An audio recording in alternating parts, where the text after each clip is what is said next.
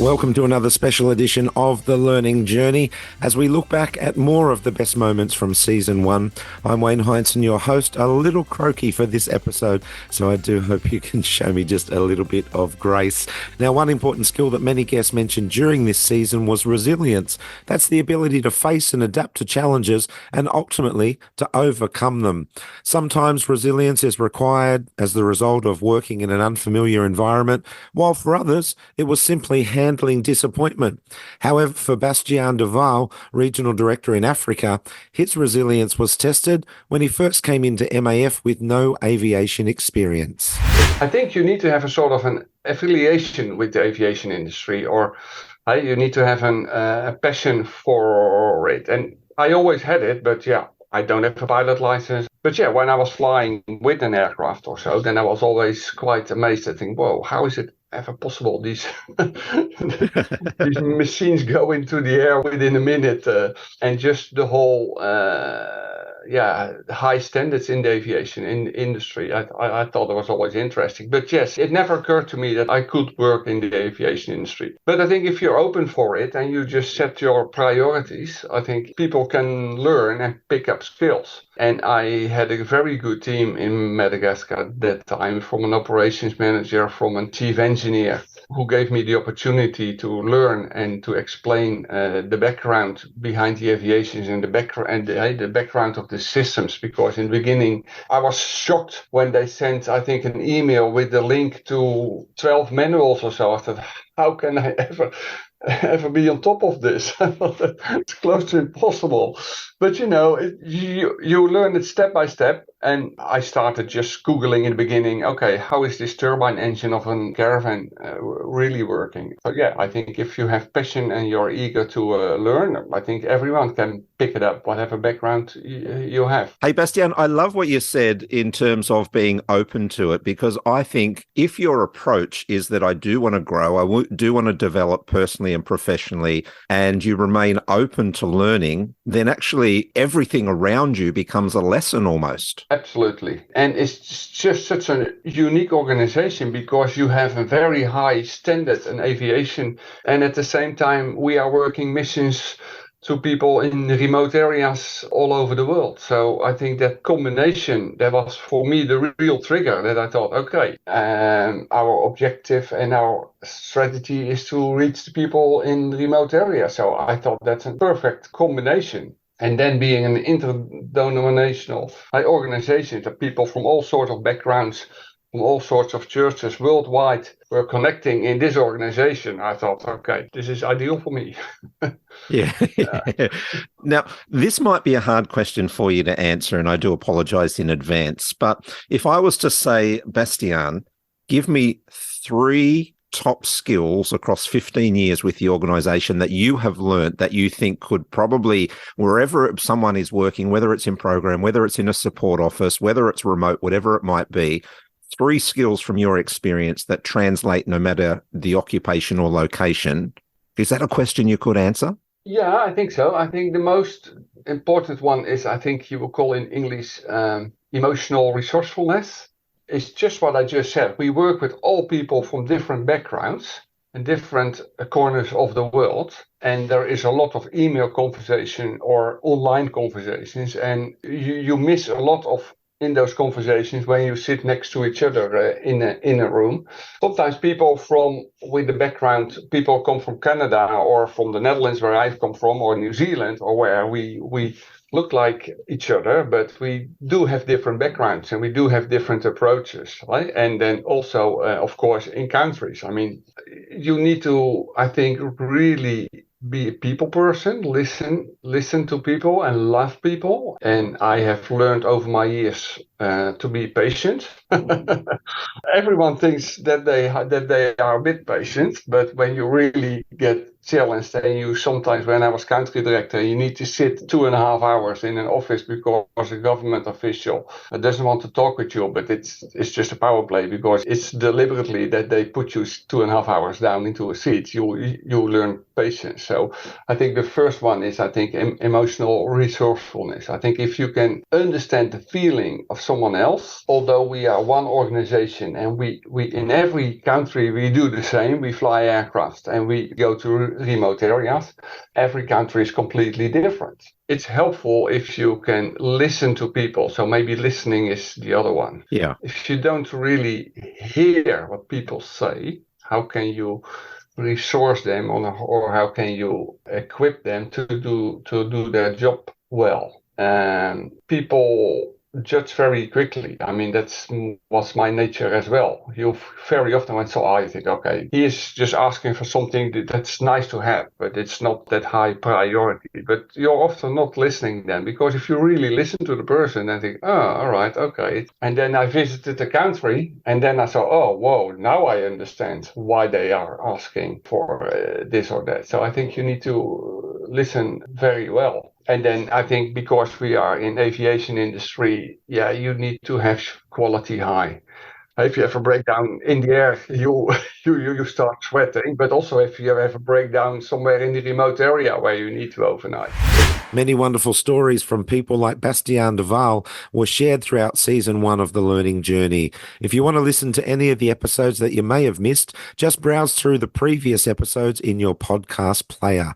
Now, like Bastiaan, International Security Manager Andry Hedley-Smith came into MAF with years of experience outside the aviation industry, yet Andy's journey was one that required a lot of resilience.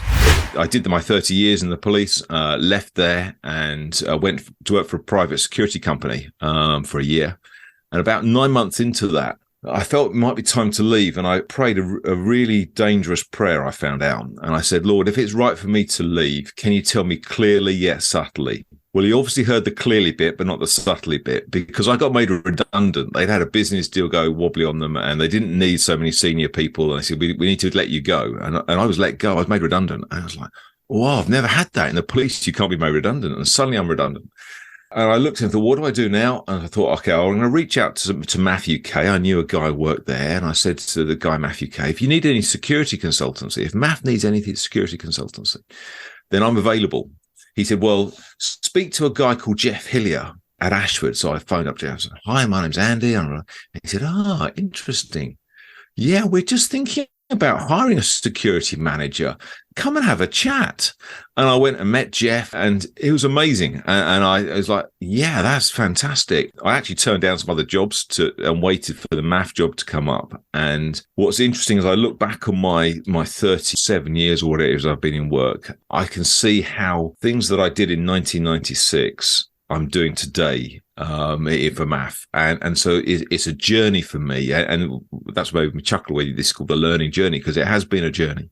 And things that I've done in the past, God's now using. You know, age 19, being a police officer in Margate in Kent, that I'd be going to Mogadishu as a police officer, and now I'm now working for MAF. Yeah, I pinch myself every now and again. I can't believe how I'm here. Yeah, that looking at reflection, I think, is so very, very important. You know, because it's often in reverse or in the rear view mirror that we actually get to see, you know, God's fingerprint across all the aspects of our different journeys and gets us to the point, you know, where we are today.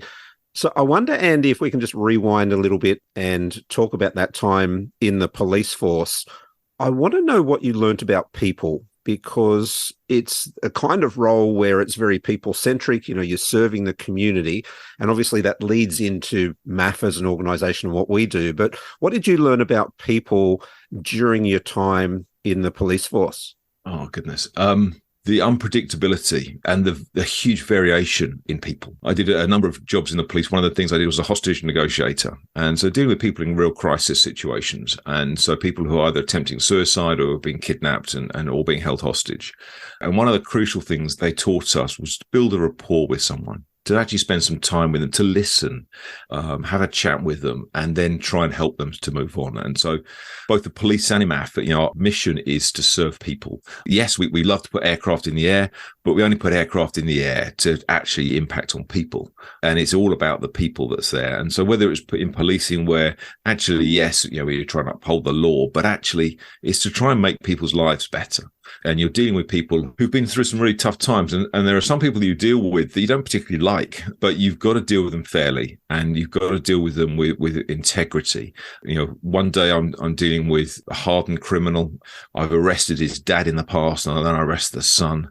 And then a couple of years later, I'm dealing with a prime minister, with presidents of countries. And so the difference of that, being able to handle those sorts of people is a challenge, but I enjoy it. Yeah. Hey, you touched a little bit earlier on you went to the security company, private security company, and found yourself being made redundant. Sometimes, we think we're headed down a particular path, and then there's a road bump or there's a fork in the road, whatever, terminology you might want to use. How did you navigate through that season or that part of your journey? Because whether it's with MAF, whether it's in our personal life, there's going to come times when the Bible's very clear, we'll all go through trials, we'll have tribulations, there'll be the unexpected that pops up. And I think it's often not necessarily what we go through, but how we go through it is actually where we can sort of determine, are we healthy in this place, or do we still have some room where we need to grow and maybe develop? I suppose I've been through quite a lot. You don't serve as a police officer, without sometimes some of these resilience things, and actually going up through the ranks every time they test in greater measure how resilient you are. Now, that doesn't mean to say that senior police officers can't fall apart and have real mental health challenges, but I've been tested through the years to see, can I deal with certain things? And I'm probably quite a resilient character, but being made redundant was a bit of a shock. But I just felt God's hand was in it. And I thought, okay, where's this going to take me? And years ago, I'd had some times when I was a bit anxious about something. And as a young PC, I was anxious about something, and God had given me that passage about, I am he who will sustain you. Even to your old age and grey hairs, I will sustain you. And that passage from Isaiah has stuck with me. And that has been a word that he gave me. And I go, yeah, that's right. He's going to look after me. He's going to sustain me. And so it's that sort of holding on to that deep core about, okay, this doesn't define me. My job doesn't define me. And you start realizing that, okay, so actually it doesn't matter about what job I do. It's not, that doesn't make me. I'm more than just a job. And I viewed it as an opportunity. So I'm quite an optimistic person. You have to be in security, because if you're a pessimist, it's all a very bad place.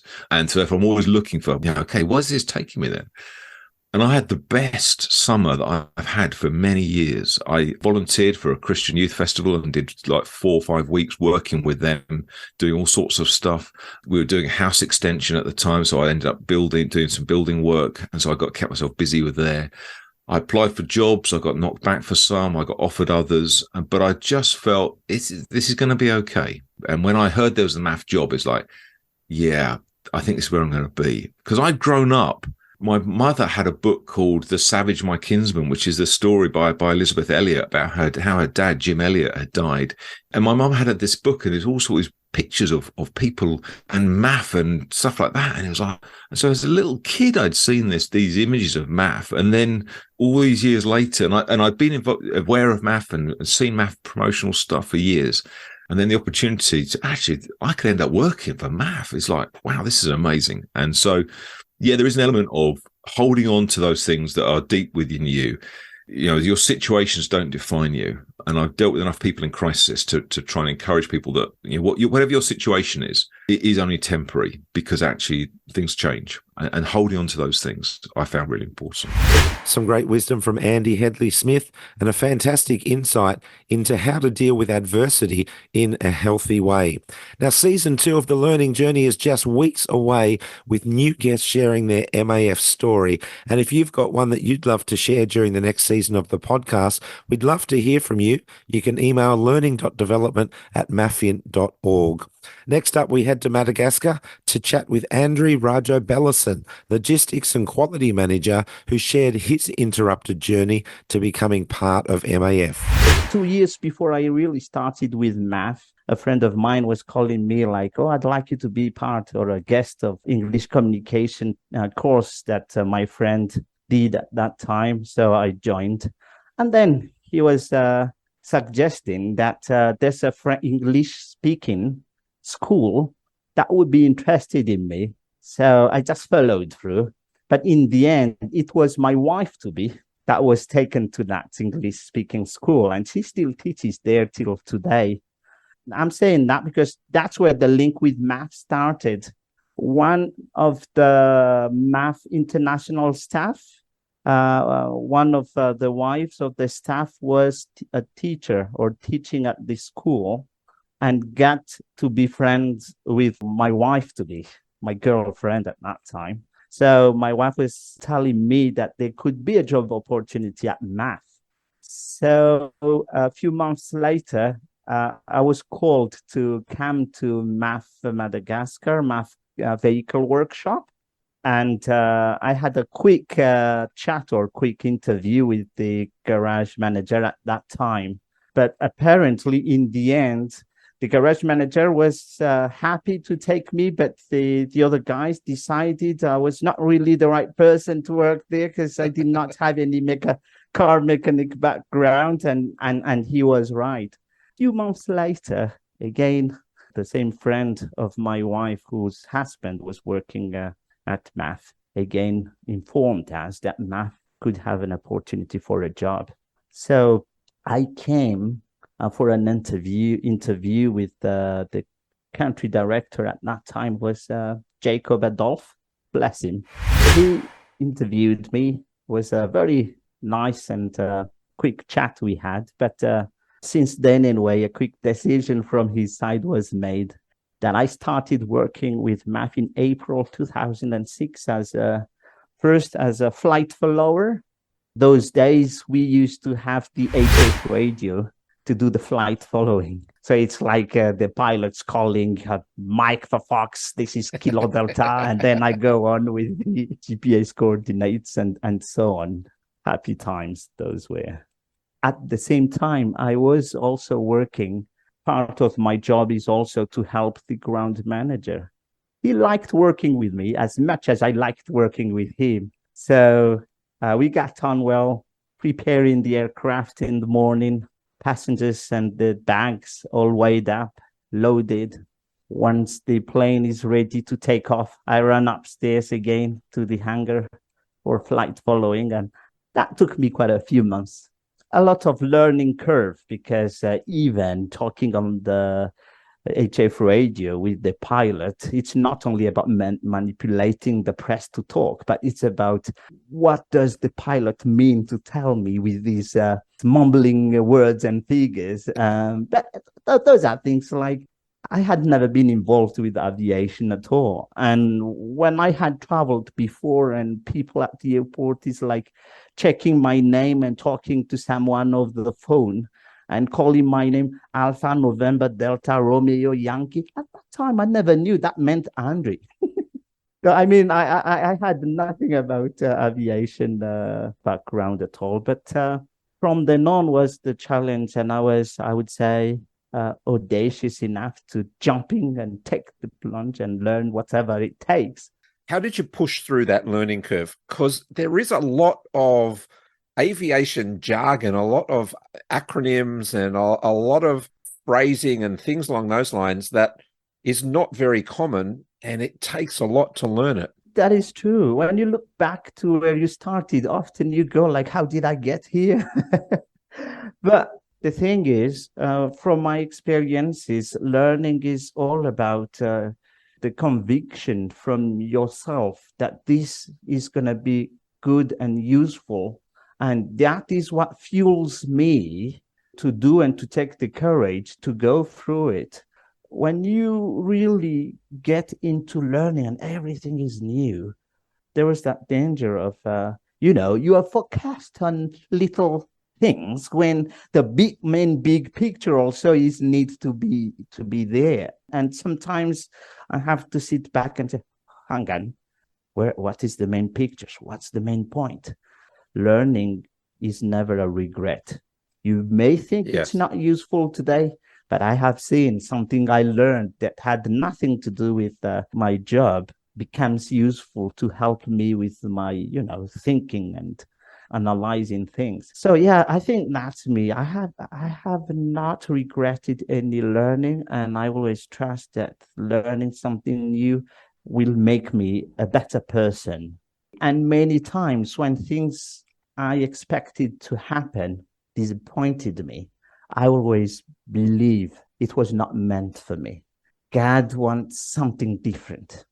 I do not feel being a loser when something did not happen. Like I told you, I was first attempt was to a school and it didn't happen. I was happy. Well, my wife went there.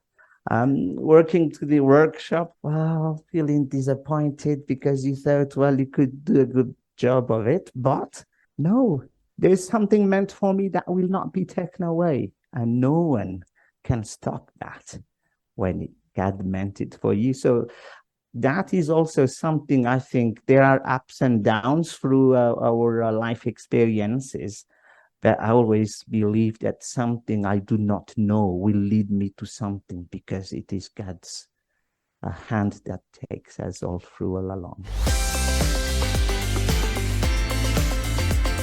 A big thank you to Andry, as well as Andy and Bastiaan, for joining us on the learning journey this season.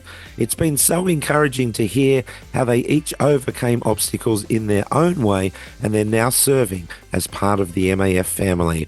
Now, if you've got a story that you'd love to share on the new season of the learning journey, please get in touch with us. Thanks for your grace and putting up with this croaky voice of mine. I look forward to seeing you next time as we continue our special series looking back at the best moments from season 1 of the learning journey.